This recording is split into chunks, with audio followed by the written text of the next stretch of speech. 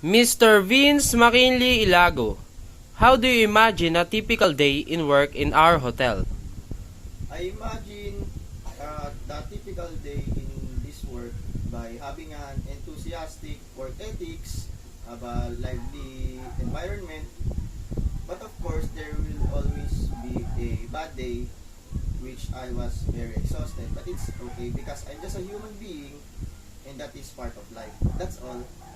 Second question, what do you enjoy most about working in hospitality? I enjoy the serving the customers and other people by looking at their smiles and their enthusiastic happy life by enjoying their vacation or any events that in their lives that they visit our hotel.